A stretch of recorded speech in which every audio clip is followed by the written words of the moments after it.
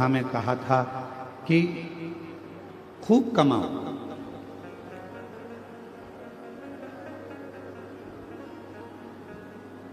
कमाने की कमी ना करिएगा, पर कमाए हुए धन को अपने ऊपर खर्च करने का भी क्रम रखिए।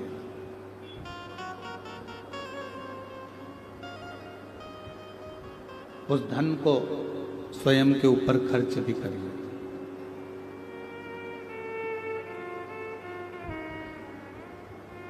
अब मालूम पड़ा कमाया तो खूब, पर अपने ऊपर खर्च ही नहीं कर पाए, और आखिरी में ये शरीर, ये प्राण छूट गए।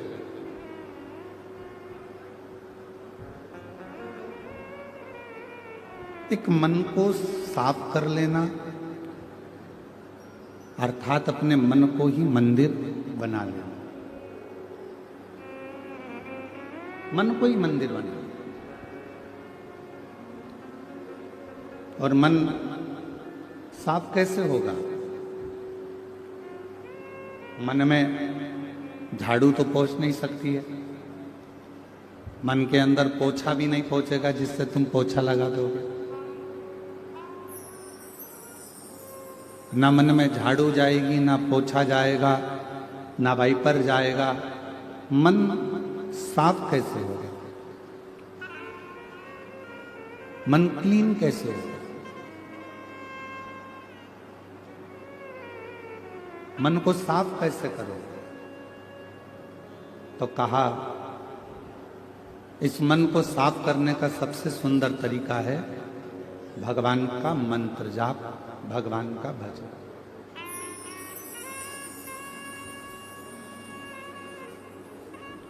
जितना जितना भगवान का भजन करोगे, जितना जितना मंत्र जाप करोगे, जितना जितना नाम जाप करोगे, जितना जितना स्मरण करोगे, जितना जितना भगवान को पुकारोगे, उतना उतना ये मन शुद्ध होता चला जाए।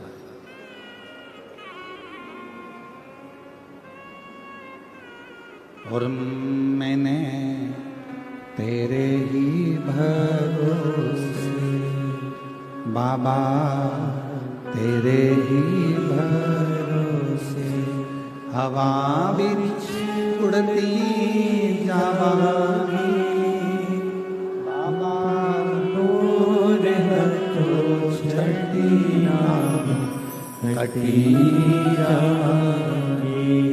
भोले मैं तेरी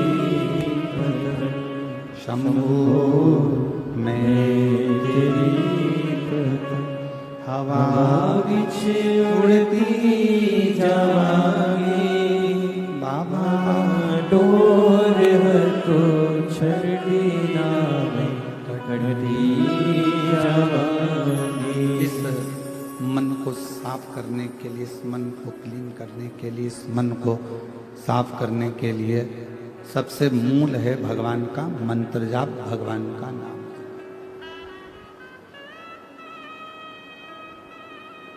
भगवान को याद करना। अब एक बात आपसे पूछें, सब मेरी भिलाई की जीजियां बोलना, मेरे जीजा हुन बोले, बेटियां बोले, बेटा बोले, बुजुर्ग बोले। मंदिर साफ रहता है तो उस मंदिर में मक्खियां नहीं भिनकती। बोलो सही है कि गलत है? मंदिर अगर साफ है तो उसमें ना मक्खियां आएंगी, उसमें ना चींटियां आएंगी, उसमें ना चींटे आएंगे, कुछ भी नहीं है।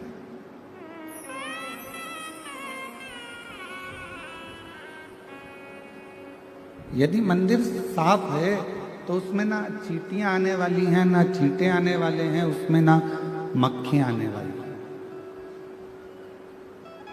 बस उसको साफ होना जरूरी। उसी तरह जब मन साफ होगा, जब मन क्लीन होगा, साफ होगा, तो उसमें भी आसक्ति, तृष्णा, वासना, काम, ये सब तरह की मक्खियां प्रवेश नहीं करेंगी।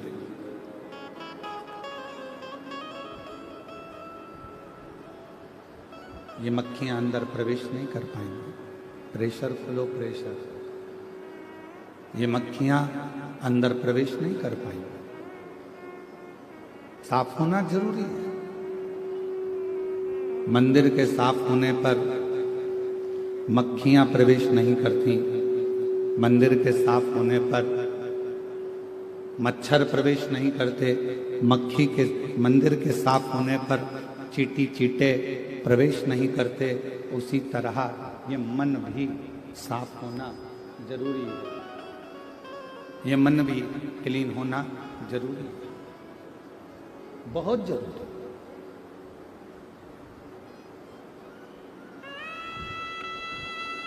और कितना सुंदर कहा पूर्व में कि गुरु धोबी शिष्य कपड़ा। ये बक्से नहीं चल रहा है, कान लगाइए। गुरु धोबी शिष्य कपड़ा, साबुन सृजनहार, और सूरत शिला पर धोइए निकसे रंग अपार। निकसे रंग,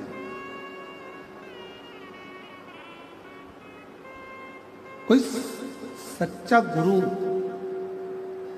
कोई श्रेष्ठ गुरु धोबी के समान हो जाता है और चेला शिष्य कपड़े के समान हो जाता है।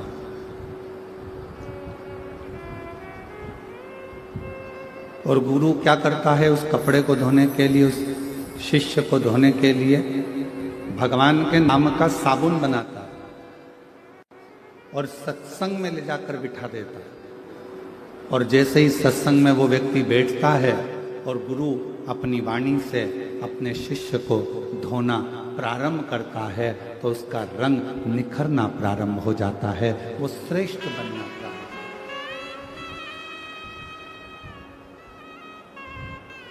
उसकी श्रेष्ठता बन जाती है, उसकी आनंदता बन जाती है।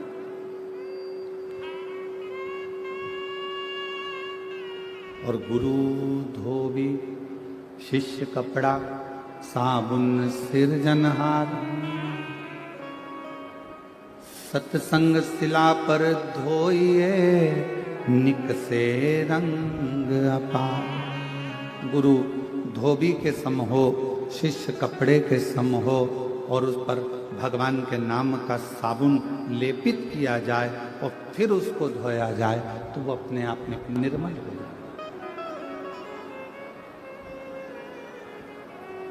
कल एक प्रश्न एक बहन जी ने किया, शायद पत्र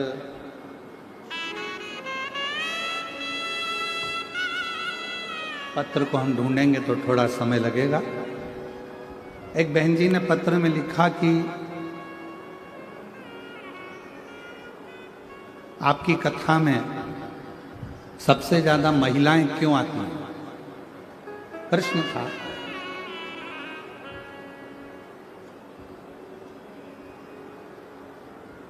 और मेरे को लगता है जो बहन ने प्रश्न किया था वो यहीं पर बैठी होंगी। उनका नाम हम पत्र ढूंढेंगे तो टाइम लगेगा। शिव महापुराण की कथा में सबसे ज्यादा महिलाएं क्यों आती हैं? माताएं क्यों आती हैं? किस लिए आती हैं?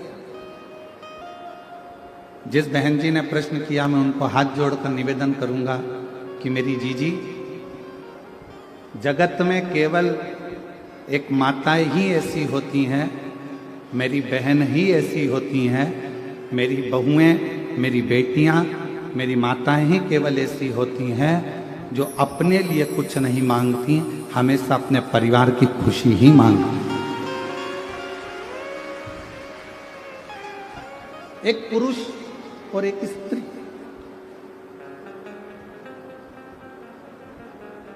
एक पुरुष भी मंदिर जाता है, स्त्री भी मंदिर जाती है। एक पुरुष भी मंदिर जाता है और एक स्त्री भी मंदिर जाती है। दोनों के मंदिर जाने में अंतर है। पुरुष मंदिर जाएगा तो भगवान मेरा व्यापार अच्छा चलाना, मेरा घर अच्छा रखना, गाड़ी दिला देना, और वो जो फैक्ट्री का सोचा है वो फैक्ट्री डला देना, वो ये सोचा है वो डला देना। और माँ, एक स्त्री, एक नारी, जब मंदिर जाती है, भगवान मेरा बेटा वहाँ रहता है रायपुर में, देख लेना बहू को संतान नहीं है, बाबा कृपा करना, बेटी है ना वो एग्जाम दे रही है, बाबा मेरा पति बहुत मेहनत करता है उसको फल ही नहीं मिलता है, बाबा कृपा कर देना, बाबा मेरे ससुर की तबीयत बहुत खराब है और वो देवर है ना वो उसके पाँव बहुत दुखते हैं, बाबा उसने ऐसा करा है, मेरी सास ऐसी करी है। एक केवल जगत में एक माँ, एक स्त्री, एक नारी ऐसी होती है जो मंदिर में जाकर भी परमात्मा भी अगर उसके सामने खड़ा हो जाए तो वो खुद के लिए नहीं मांगती, मांगती अपने परिवार का सुख है। वो अपने लिए कुछ नहीं मांगती, अपने लिए कुछ मांगना नहीं चाहती, वो मांगती केवल परिवार का सुख है, परिवार के लिए मांगती, केवल परिवार। मेरे बेटे के लिए ये देना, मेरी बेटी के लिए ये देना, मेरे ससुर के लिए ये देना, मेरी सास के लिए ये देना, मेरे रिश्तेदार को ये देना, मेरे परिवार को ये देना। वो स्वयं के लिए नहीं मांग रहे, स्वयं।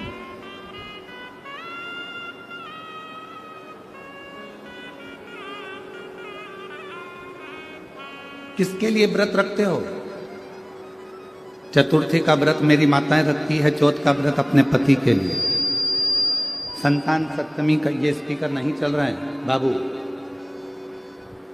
स्वयं आके सुनिए, सारे स्पीकरों को खुदाओ और सुनो। संतान सप्तमी का व्रत माताएं करती हैं अपनी औलाद के लिए, अपनी संतान के लिए।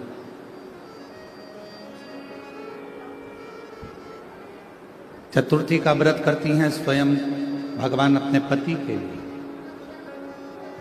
नवरात्रे का व्रत करती हैं अपने पूरे परिवार की खुशहाली के लिए, परिवार के आनंद के लिए, परिवार के सुख के लिए।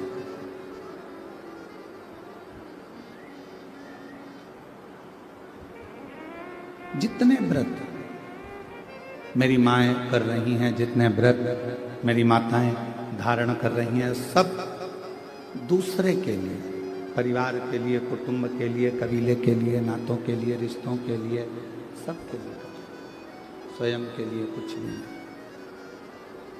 और फिर भी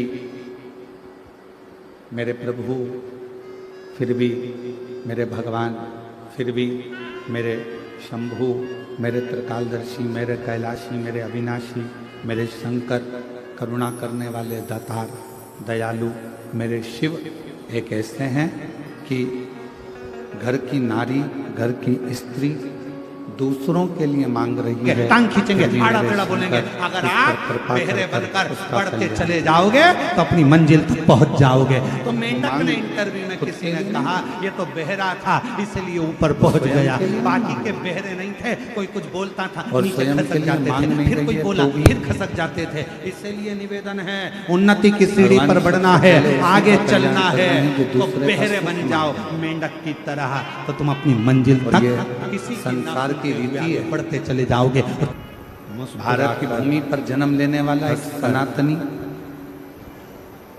भारत की भूमि पर जन्म लेने वाला एक सनातनी के गम को हमेशा सर्वे भवन्तु सुखी समाप्त, सबकी कामना करता है कि सब सुखी। देवराज सबकी कामना करता है कि सब ब्राह्मण कोई दुखी ना रहे और सुखी कुछ नहीं करा संसार में, ना पूजन करा, ना अर्चना करी, ना आराधना करी, ना मंत्र जपा, ना नाम जाप किया, ना ये अभिलाषा मेरी केवल सो प्रभु पूर्ण, और वो है शिव महापुराण की सुखी रहे संसार, दुखिया रहे ना कोई। हे प्रभु पूरे संसार सागर में सब सुखी हो, कोई दुखी ना हो, सबको खुशियां मिले, सबको आनंद मिले, सब सुखी रहें। यही जीवन का एक सुख हो, यही जीवन का एक आनंद हो, सबको। शिव महापुराण की कथा कर रही है, भगवान शंकर का चरित्र कह रहा है, शिव तत्व कह रहा है। शंकर भगवान की कथा कहती है कि मन साफ कर लेना मतलब शिव को अपने भीतर उतार लेना। भगवान शंकर को अपने भीतर प्रवेश करा देना, भगवान शिव को अपने भीतर उतार लेना। यदि मन साफ है तो, अगर मन क्लीन है तो मन का साफ होना और मंदिर का साफ होना दोनों जरूरी। माता जी ने प्रश्न करा कि आपकी कथा में स्त्रियां ज्यादा जाती हैं, हम उनसे कहेंगे कि नारी मंदिर भी ज्यादा जाती है, नारी व्रत भी ज्यादा करती है, नारी के बराबर दुनिया में कोई तप नहीं कर सकता। तप और आज भी फिर निवेदन करूंगा, आज भी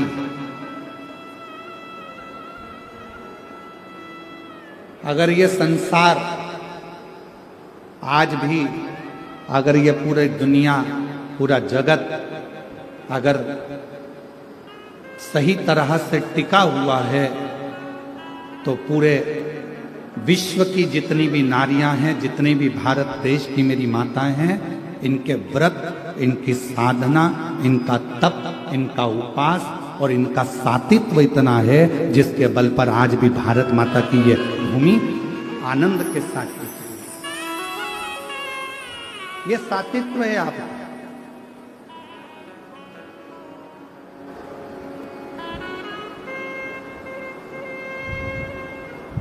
ये आपके घरों का संस्कार है।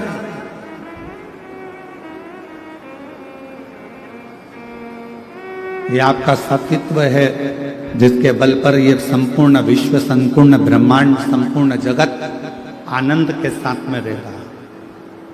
विष्णु पुराण में एक बात लिखी है, हमारा निवेदन रहेगा कभी मिल जाए गीता प्रेस गोरखपुर की विष्णु पुराण तो उसको पढ़िएगा।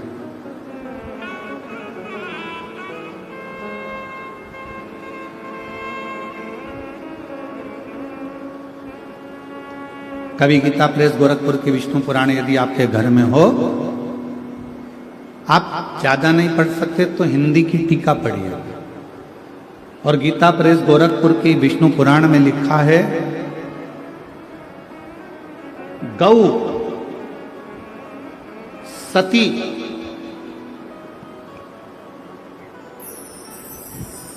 एक गौ माता और एक सती नारी जब तक पृथ्वी पर है तब तक पृथ्वी पर अकाल नहीं पड़ सकता।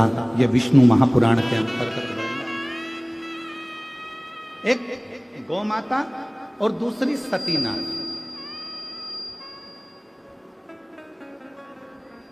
और ये आपका सातित्व ही तो है।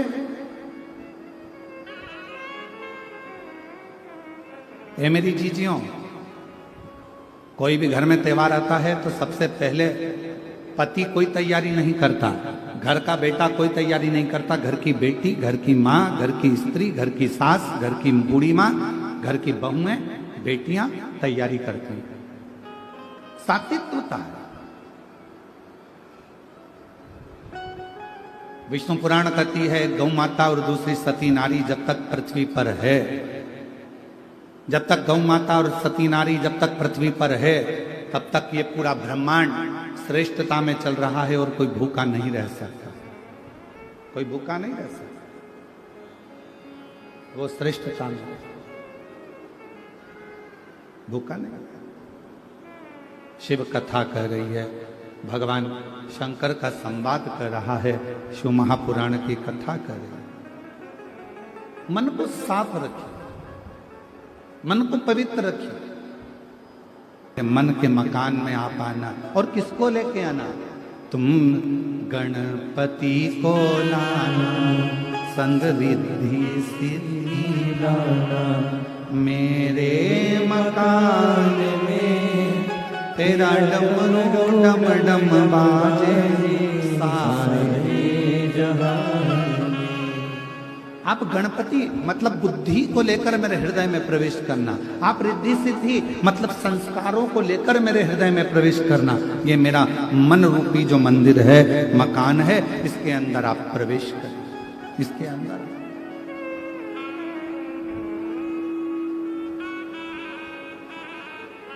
मन की पवित्रता में शिव है।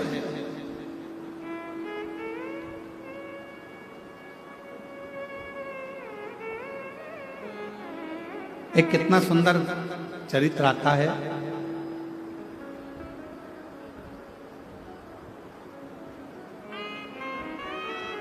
एक विमुषा नाम का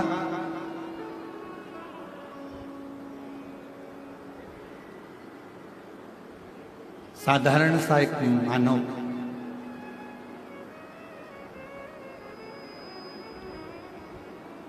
कुछ नहीं जानता था।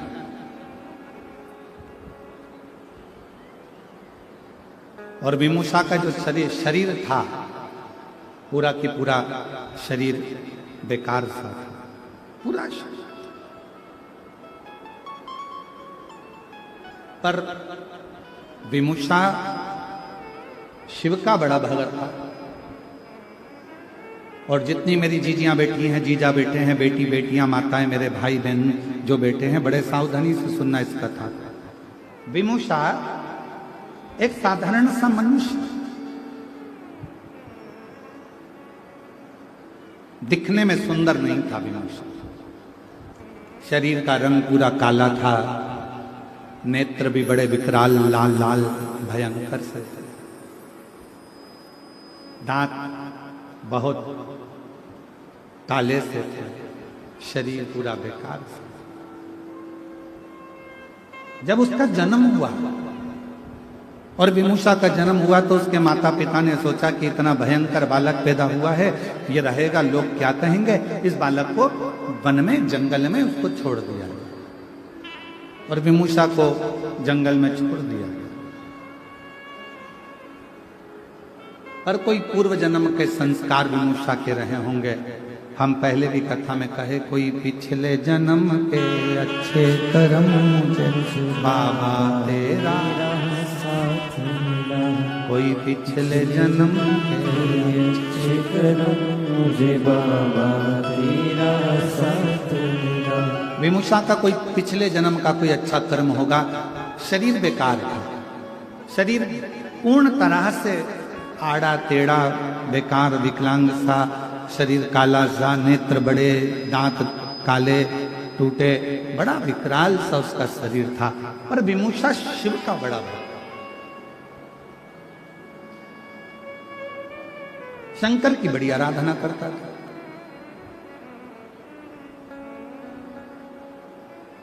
जिस मार्ग से विमुषा निकल कर जाता था, उस मार्ग से महिलाएं, पुरुष, बच्चे, बूढ़े कहीं विमुषा ना दिख जाए, उसका चेहरा देखेंगे तो हमारा दिन बेकार हो जाएगा, ये विचार करते थे गांव के लोग। और उसका मुख नहीं देखते थे, उसका मुख नहीं देखते।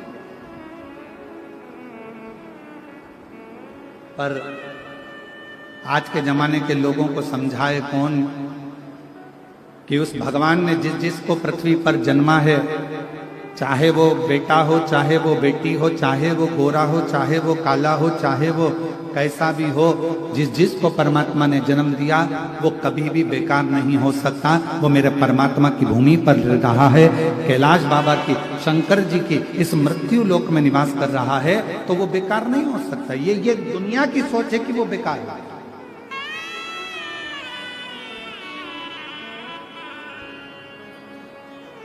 विमुषा जहां से निकलता सब हट जाते, कोई उसको देखता नहीं। लोगों को लगता है इसका मुख देखेंगे दिन बेकार चले जाएगा, इसका मुख का दर्शन करेंगे दिन बेकार चले जाएगा, सोचते।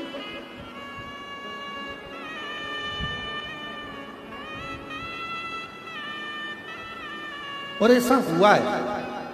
एक नगर में एक राजा रहता था, उसको मालूम पड़ा हमारे नगर में एक व्यक्ति रहता है, बड़ा खोड़ला है, जिसके मुंह का दर्शन कर लो तो सुबह से भोजन नहीं मिलता। राजा ने कहा ऐसा हो ही नहीं सकता। राजा ने उस व्यक्ति को बुलाया, सभा में सवेरे उसका मुंह का दर्शन करा। दिन भर राजा व्यस्त रहा, भोजन नहीं कर पाया, शाम हो गई। राजा से रानी ने कहा कि आज तो तुमने सुबह से खाना तक नहीं खाया, भोजन तक नहीं करा। राजा बोला उस खोड़ले का दर्शन किया था ना, इसलिए मेरे को खाना नहीं मिला, लोग सही कहते हैं। राजा ने उस व्यक्ति को बुलाया और फांसी की सजा दे दी। जैसे ही फांसी की सजा दी वैसे वो हंसने लगा। राजा ने पूछा तुम्हें फांसी की सजा मिली है और तुम हंस रहे हो? राजा ने जैसे ही पूछा तो उस व्यक्ति ने कहा, महाराज तुम मुझे फांसी की सजा इसलिए दे रहे हो क्योंकि मेरा सुबह से मुंह देखा तो तुम्हें भोजन नहीं मिला। तुम कहते हो कि मैं खोड़ला हूं, पर सत्य मायने में तो राजा तेरे से बड़ा कोई खोड़ला नहीं होगा कि तेरा सुबह से मुंह देखा तो मुझे आज फांसी की सजा मिल रही है। मुझे आज फांसी की सजा मिल रही है। ये तेरे ऊपर निर्भर करता है, हमारी बुद्धि पर निर्भर करता है, हम किसको क्या कह रहे हैं, हम किसमें क्या देख रहे हैं। विमूषा शिव जी का भक्त था, पर बच्चे उसके पास नहीं जाते, स्त्रियां उसका मुंह नहीं देखती, गांव के लोग उसको नहीं देखते। जिस मार्ग से विमूषा निकल कर जाता उस मार्ग को लोग खाली कर देते, फिर भी विमूषा आनंद में रहते। हम तो बाबा के जिस मार्ग से निकलता लोग रास्ता छोड़ देते, मुख नहीं देखते, गांव के लोग बड़ा आश्चर्य करते, विमूषा की ओर कोई जाता नहीं।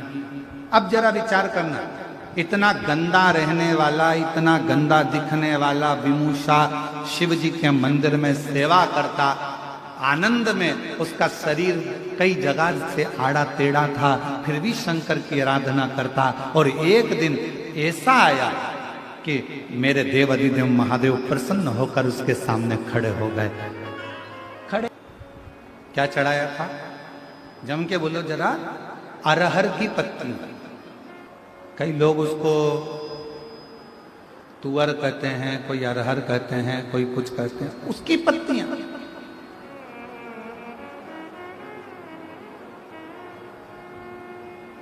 और निवेदन है, कई लोग कथा सुनेंगे तो बैठकर हो सकता है कि कथा में से कुछ ना कुछ छांटे और कहें, अब बताओ गुरु जी ने कह दिया कि अरहर की पत्ती भी शिव जी पे चढ़ती।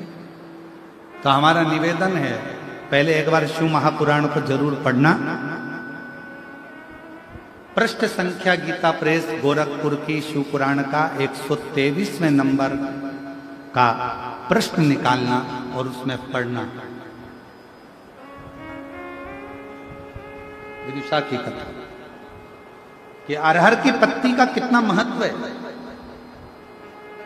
कुछ नहीं मिला उसको, विदुषा को कुछ भी प्राप्त नहीं हुआ। अरहर की पत्तियों को तोड़कर भगवान शंकर का श्रृंगार कर रहा है, शिव का श्रृंगार। और कितना भोला है मेरा शंकर।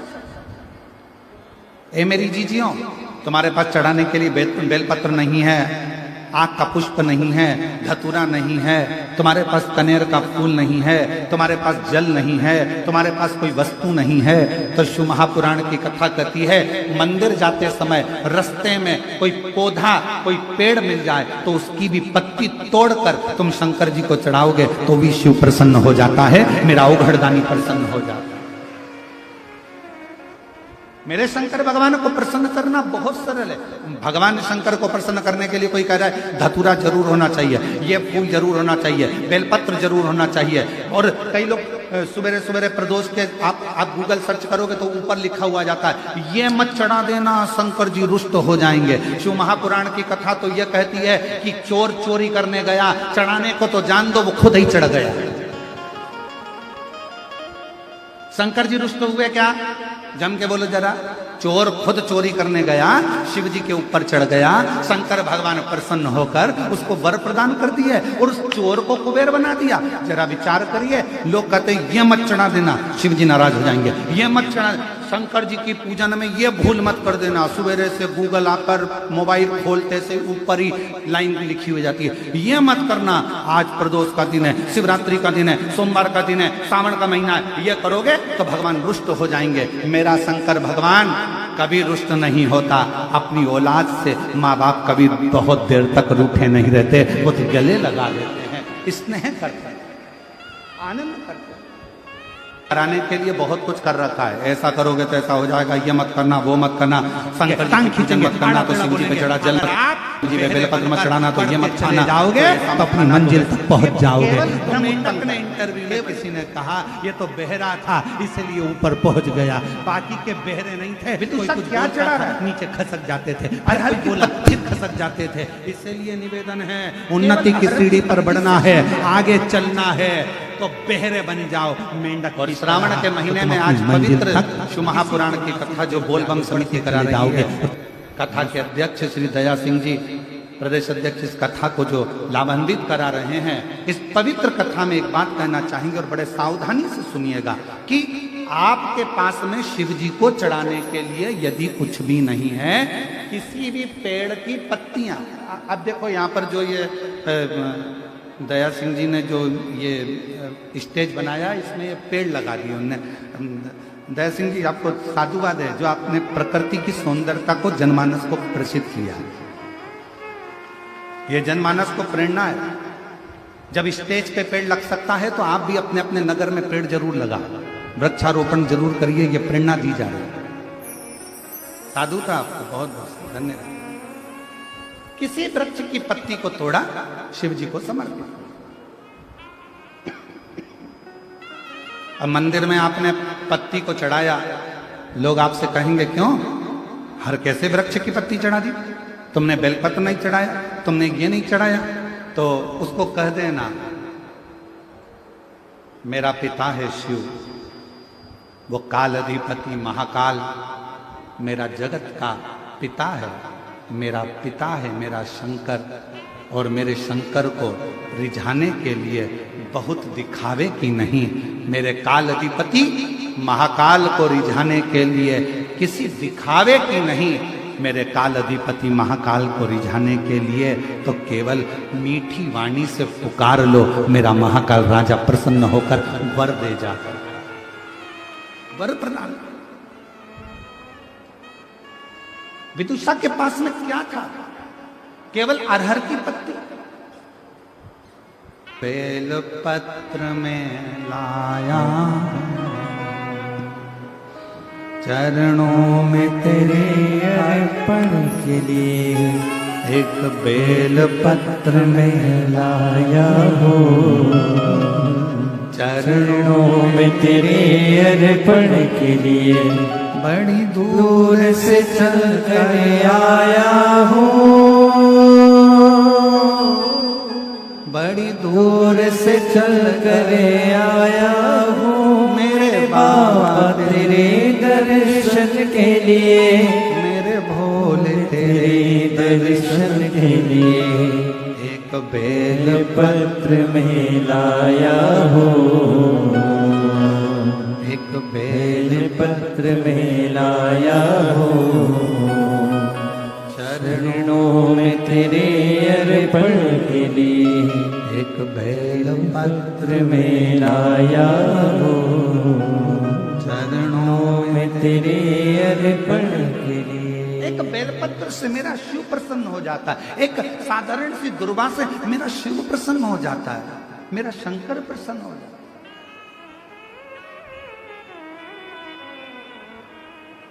और कितना, एक बहन ने पत्र में लिखा है,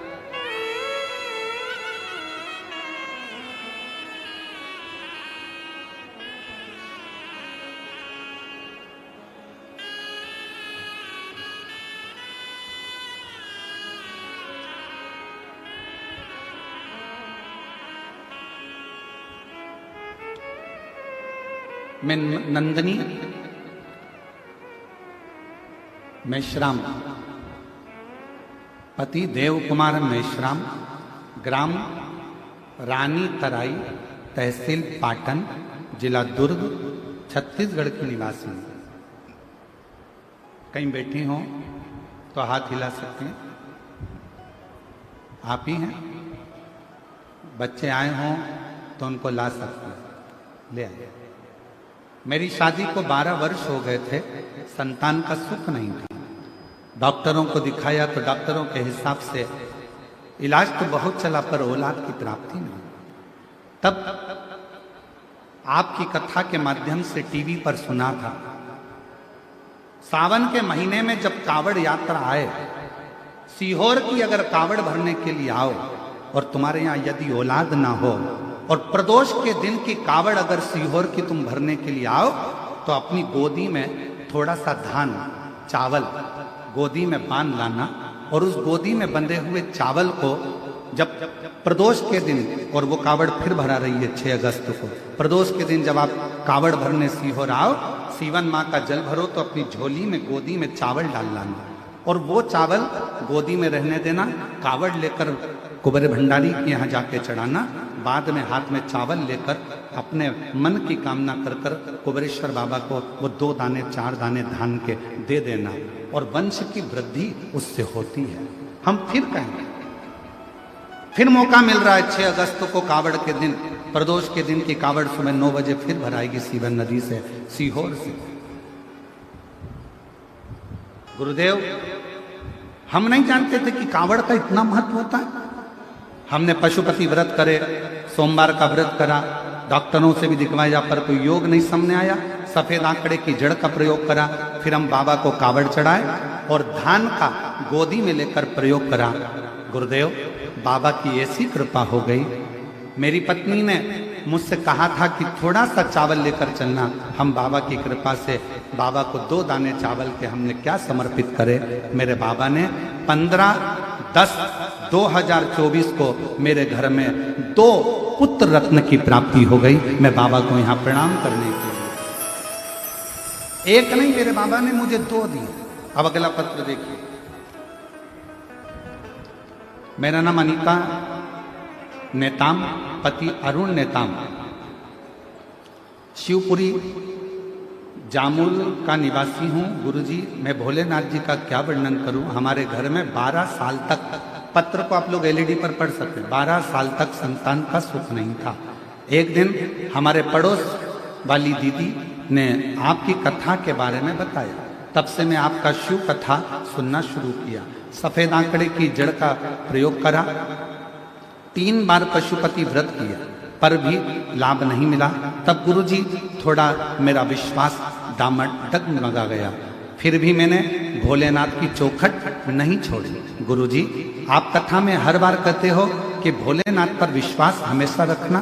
गुरुजी, मैं रोज शिवालय जाती हूँ, शिवालय को झाड़ू पोछा और छोटी छोटी उपाय करती हूँ। फिर आपने कहा सावन में कावड़ यात्रा वाला जो उपाय बताया था कि अपने झोली में धान रखकर संतान की कामना कर कर सीहोर की कावड़ भरना, हमने वही किया और बाबा की कृपा से ऐसी बाबा ने कृपा कर दी कि 12 साल के बाद मेरे घर संतान की प्राप्ति हो गई। मैं बाबा को यहाँ प्रणाम करने के लिए आया। ये शिव तत्व है।